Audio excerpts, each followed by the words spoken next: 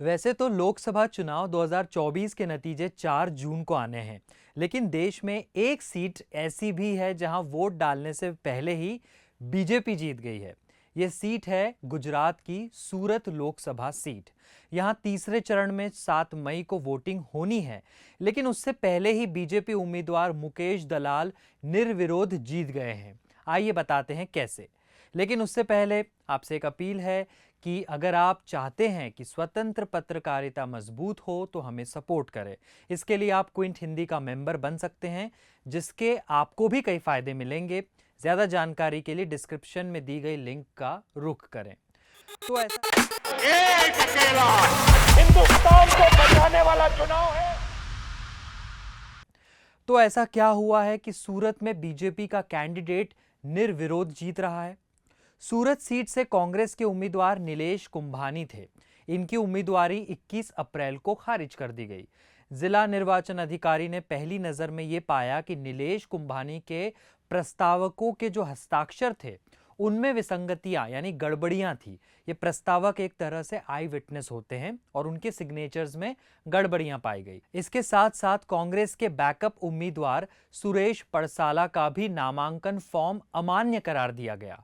NDTV की report है कि रिटर्निंग ऑफिसर सौरभ पारधी ने अपने आदेश में यह कहा है कि नीलेश कुंभानी और सुरेश पड़साला ने जो 4 नामांकन फॉर्म भरे थे उसमें प्रस्तावकों के हस्ताक्षर वास्तविक नहीं लग रहे थे और इस वजह से खारिज कर दिए गए।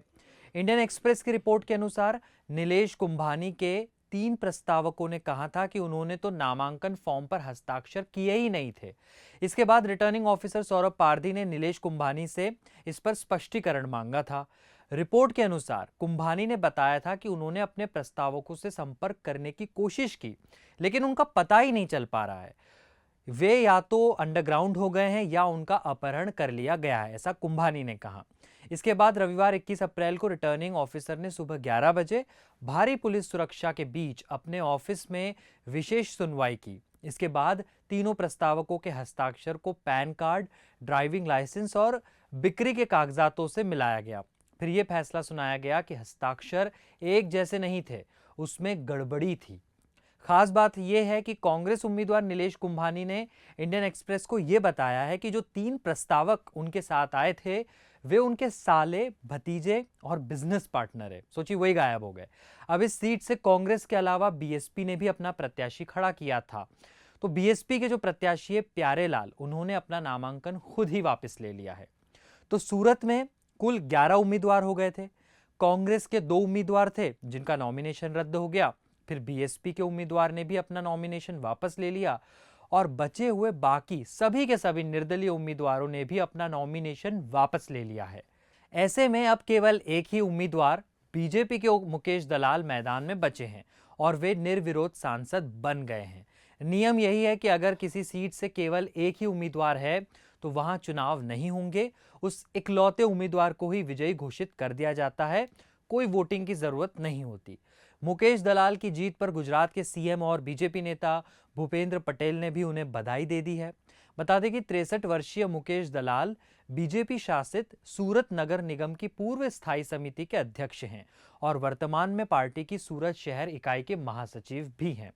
आईएनएस की एक रिपोर्ट है, उसके अनुसार गुजरात में लोकसभा चुनाव में यह पहला मौका है जब कोई प्रत्याशी निर्विरोध चुनाव जीता है। मुकेश दलाल बीजेपी की ओर से भी पहले उम्मीदवार रहे हैं जो निर्विरोध जीते हैं और देश में अब तक 29वें उम्मीदवार हैं जिन्होंने लोकसभा का चुनाव निर्विरोध जीता है। देश दुनिया की बाकी खबरों के लिए देखते रहिए द क्विंट और क्विंट हिंदी। एक अकेला हिंदुस्तान को बचाने वाला चुनाव है। 400 हारने जा रहे हैं। BJP is corrupt. अब की बार भाजपा तड़ी पर उसका नाम हो गया राम का मंदिर का ये सपा और कांग्रेस के लोग बना पाते।